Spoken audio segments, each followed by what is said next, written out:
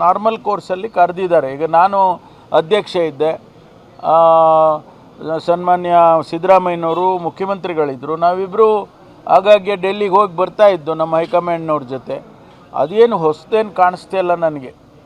ವಯನಾಡು ಭೂಕುಸಿತದಲ್ಲಿ ಕರ್ನಾಟಕದವರು ಭಾಳ ನಿಜವಾಗೂ ಕೂಡ ನಮಗೂ ಎಲ್ಲರಿಗೂ ಕೂಡ ನೋವಾಗಿದೆ. ಸುಮಾರು ಈಗಾಗಲೇ ಸಂಖ್ಯೆ 50ಕ್ಕೆ ಮೀರ್ತಾ ಇದೆ, 90 ಮೇಲೆ ಬರ್ತಾ ಇರ್ತಕ್ಕಂಥದ್ದು. ಹಾಗಾಗಿ ಇದು ಭಾಳ ದುಃಖದ ಸಂಗತಿ. ಇದು ನಾನು ಯಾರು ಅವರೆಲ್ಲ ತೀರ್ಕೊಂಡಿದ್ದಾರೆ ಅವರಿಗೆ ಸಂತಾಪವನ್ನು ವ್ಯಕ್ತಪಡಿಸ್ತೇನೆ, ಅವರ ಆತ್ಮಕ್ಕೆ ಶಾಂತಿಯನ್ನು ಕೋರ್ತೇನೆ. ಅವರ ಕುಟುಂಬದವರಿಗೆ ಏನೆಲ್ಲ ಸಹಾಯ ಆಗಬೇಕು ಆ ಸರ್ಕಾರ ಮಾಡುತ್ತೆ. ನಾವೆಲ್ಲರೂ ಕೂಡ ಜನಸಮುದಾಯ ನಮ್ಮ ಕಡೆಯಿಂದನೂ ಕೂಡ ನಮ್ಮ ರಾಜ್ಯದಿಂದನೂ ಕೂಡ ಸಹಾಯ ವಸ್ತುವನ್ನು ಕೊಡಬೇಕಾಗ್ತದೆ. ಸರ್, ಈಗ ಡ್ರಗ್ಸು ಈ ಗಾಂಜಾ ವಿಚಾರಕ್ಕೆ ನೀವು ಹುಬ್ಳಿಗೆ ಬಂದಾಗೂ ಕೂಡ ಅದ್ರ ಬಗ್ಗೆ ಮಾತಾಡಿದ್ರಿ. ಈಗ ಇಲ್ಲಿ ಈ ಹೊಸದಾಗಿ ಬಂದಂಥ ಕಮಿಷನರು ಒಂದಿಷ್ಟು ಪ್ರಯೋಗಗಳನ್ನು ಮಾಡ್ತಿದ್ದಾರೆ, ಅರಿವು ಮೂಡಿಸುವಂಥ ಕಾರ್ಯಕ್ರಮ ಮಾಡ್ತಿದ್ದಾರೆ, ಪೋಷಕರನ್ನೆಲ್ಲ ಕರೆದು. ನೋಡಿ, ಇದನ್ನು ನಾವು ನಿರಂತರವಾಗಿ ಮಾಡಬೇಕಿದು, ಒಂದಿನದಲ್ಲಿ ನಿಲ್ಲಿಸೋಕ್ಕಾಗೋದಿಲ್ಲ. ನಾವು ಒಂದು ಕಾರ್ಯಕ್ರಮ ಹಾಕ್ಕೊಂಡಿದ್ದೀವಿ, ಏನು ಇಡೀ ಕರ್ನಾಟಕದಲ್ಲಿ ಈ ಡ್ರಗ್ಸನ್ನು ನಿಲ್ಲಿಸಬೇಕು ಅನ್ನೋ ಉದ್ದೇಶಕ್ಕಾಗಿ ನಮ್ಮ ಪ್ರತಿಯೊಂದು ಜಿಲ್ಲೆಯಲ್ಲಿ ಪ್ರತಿಯೊಂದು ಪೊಲೀಸ್ ಸ್ಟೇಷನ್ನಿನ ವ್ಯಾಪ್ತಿಯಲ್ಲಿ ಬರ್ತಕ್ಕಂಥ ಶಾಲಾ ಕಾಲೇಜುಗಳಿಗೆ ತಿಂಗಳಿಗೆ ಒಂದು ಸಾರಿ ಹೋಗಿ ಇದರ ಬಗ್ಗೆ ಒಂದಿಷ್ಟು ವಿಚಾರಗಳನ್ನು ಹೇಳಬೇಕು, ಕಾನೂನು ಅರಿವು ಮೂಡಿಸ್ಬೇಕು ಮತ್ತು ಅದನ್ನು ನಿಲ್ಲಿಸ್ತಕ್ಕಂಥ ರೀತಿಯಲ್ಲಿ ಅವರ ಮೈಂಡನ್ನು ಸೆಟ್ ಮಾಡಬೇಕು ಅಂತೇಳಿ ನಾನು ಸೂಚನೆ ಕೊಟ್ಟಿದ್ದೇನೆ. ನಾವು ಪೊಲೀಸ್ ಕಾನ್ಫರೆನ್ಸಲ್ಲಿ ಇದನ್ನು ಭಾಳ ವಿವರವಾಗಿ ಚರ್ಚೆ ಮಾಡಿದ್ದೇವೆ. ಅದರ ಪ್ರಕಾರ ಈಗ ಅವರೆಲ್ಲ ಮಾಡ್ತಿದ್ದಾರೆ. ಹೊಸದಾಗಿ ಬಂದಿರತಕ್ಕಂಥ ಕಮಿಷನರು ಅದು ಮಾಡಿದ್ದಾರೆ ಅಂತ ಹೇಳಿದರೆ ನಿಜಕ್ಕೂ ಸಂತೋಷ. ಅದನ್ನು ಮುಂದುವರಿಸ್ತಾರೆ. ಯಾವುದು ಇಲ್ಲ ನೋಡಿ, ಇಷ್ಟು ದಿವಸ ಅದ್ರ ಬಗ್ಗೆ ಏನೆಲ್ಲ ಆಗಿತ್ತು ತಮಗೆ ಗೊತ್ತಿದೆ. ನಾನು ಬಂದ ಮೇಲೆ ಅದನ್ನು ಎಕ್ಸಾಮ್ ಮಾಡಿಸಿ ಆ ಕೋರ್ಟಿಂದೆಲ್ಲ ಬಗೆಹರಿಸ್ಕೊಂಡು ಎಕ್ಸಾಮ್ ಮಾಡಿ ರಿಸಲ್ಟ್ಸನ್ನು ಕೂಡ ನಾವು ಇವಾಗ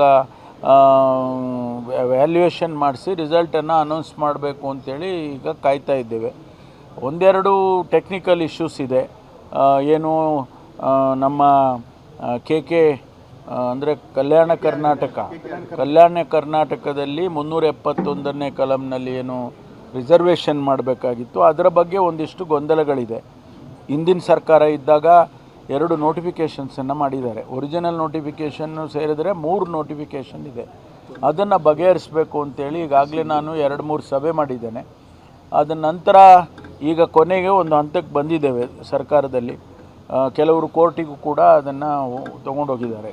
ಬಗೆಹರಿಸ್ತೀವಿ ಆದಷ್ಟು ಶೀಘ್ರವಾಗಿ. ನಡೀತಾ ಇದೆ. ಅದು ಏನಾಗಿದೆ ಅಂತಂದರೆ, ಈ ಕೊಲೆಗಳಾಗುತ್ತಲ್ಲ, ಆ ಕೊಲೆಗಳ ಸಂದರ್ಭದಲ್ಲಿ ನಾವು ಅಂಥವರಿಗೆ ಪರಿಹಾರ ಕೊಡೋದಿಲ್ಲ ಸರ್ಕಾರ. ಆದರೆ ಬೇರೆ ರೂಪದಲ್ಲಿ ಅವರಿಗೆ ಸಹಾಯ ಮಾಡಬೇಕು ಅಂತೇಳಿ ನಾವೆಲ್ಲ ತಿಳ್ಕೊಂಡು ಈಗಾಗಲೇ ಅವರಿಗೆ ಮನೆ ಕೊಡ್ತಕ್ಕಂಥದ್ದು, ಅವರಿಗೆ ಆಶ್ರಯ ಮನೆ ಕೊಡೋದಕ್ಕೆ ಈಗಾಗಲೇ ನಮ್ಮ ಜಿಲ್ಲಾ ಸಚಿವರು ಸಂತೋಷ್ ಲಾಡ್ ಅವರು ಕೂಡ ಎಲ್ಲ ಅವರಿಗೂ ಸೂಚನೆ ಕೊಟ್ಟಿದ್ದೀವಿ. ಅವರು ಬಹಿರಂಗವಾಗಿ ಹೇಳಿದ್ದಾರೆ ಮತ್ತು ಅಧಿಕಾರಿಗಳಿಗೂ ಸೂಚನೆ ಕೊಟ್ಟಿದ್ದಾರೆ. ಮತ್ತು ಹಣದ ವಿಚಾರ ಬಂದಾಗ ಬೇರೆ ರೂಪದಲ್ಲಿ, ಅಂದರೆ ಅವರ ವೈಯಕ್ತಿಕವಾಗಿರ್ಬೋದು ಅಥವಾ ಬೇರೆ ಕಾರ್ಯಕ್ರಮದ ಅಡಿಯಲ್ಲಿ ಅವ್ರಿಗೆ ಸಹಾಯ ಖಂಡಿತವಾಗಿ ಮಾಡ್ತೀವಿ. ಇಲ್ಲ, ಇನ್ನು ಹಂಪಿಯಲ್ಲಿ ಅಕ್ರಮವಾಗಿ ನೇಪಾಳಿಯನ್ಸ್ ಇಲ್ಲ ರೀ. ಅಲ್ಲಿ ಏನಾಗುತ್ತೆ, ಹಂಪಿಯಲ್ಲಿ ಭಾಳ ಜನ ಫಾರಿನರ್ಸ್ ಬರ್ತಾರೆ, ಬಾಂಗ್ಲಾದೇಶದವ್ರು ಬರ್ತಾರೆ, ನೇಪಾಳೀಸ್ ಬರ್ತಾರೆ, ಹಿಂದೆ ಒಂದು ಸಾರಿ ಪಾಕಿಸ್ತಾನದಿಂದ ಬಂದಿರೋರು ಇದ್ದರು ಅಂತೇಳಿ ಇದನ್ನೆಲ್ಲ ಗಮನಿಸ್ತೇವೆ. ಒಂದು ವೇಳೆ ಅವರಲ್ಲಿ ವ್ಯಾಲಿಡ್ ಪೇಪರ್ಸ್ ಇಲ್ಲದೆ ಹೋದರೆ ಅವ್ರ ಮೇಲೆ ಕ್ರಮ ತೊಗೊತೀವಿ, ಡಿಪೋರ್ಟ್ ಮಾಡ್ತೀವಿ. ಇಲ್ಲಾಂದರೆ ಅವರಿಗೆ ನಮ್ಮ ಕಸ್ಟಡಿಗೆ ತೊಗೊಳ್ತೀವಿ. ಸರ್, ಕರ್ನಾಟಕದಾಗ ಹಂಗೆ ನುಸುಳುಕೋರವರು ಬೇರೆ ಕಡೆ ಎಲ್ಲರೂ ಇದ್ದಾರಾ, ಏನಾದರೂ ಮಾಹಿತಿ? ಅದೆಲ್ಲ ನಿರಂತರವಾಗಿ ನಡೀತಾ ಇರುತ್ತೆ. ಬಾಂಗ್ಲಾದೇಶದವ್ರು ಬೆಂಗಳೂರಿನವ್ರು ಭಾಳ ಜನ ಬರ್ತಾರೆ. ಎಷ್ಟೋ ಸಾರಿ ಅವ್ರ ಹತ್ರ ವ್ಯಾಲಿಡ್ ಪೇಪರ್ಸ್ ಇರೋದಿಲ್ಲ, ಅವ್ರನ್ನೆಲ್ಲ ಡಿಪೋರ್ಟ್ ಮಾಡಿದ್ದೇವೆ. ಹಿಂದೆ ಕೂಡ ನಾನು ಗೃಹ ಸಚಿವನಾಗಿದ್ದಾಗ ಮಾಡಿದ್ದೇವೆ. ಈಗಲೂ ಕೂಡ ಅದನ್ನು ನಿರಂತರವಾಗಿ ಮಾನಿಟರ್ ಮಾಡ್ತಾ ಇರ್ತೀವಿ. Thank you. ಅನುಕ್ಷಣದ ಸುದ್ದಿಗಳಿಗಾಗಿ Vistara news YouTube channel subscribe ಮಾಡಿ. ಹೊಸ ಸುದ್ದಿಗಳ ನೋಟಿಫಿಕೇಶನ್ಗಾಗಿ ಬೆಲ್ ಐಕಾನ್ ಕ್ಲಿಕ್ ಮಾಡಿ.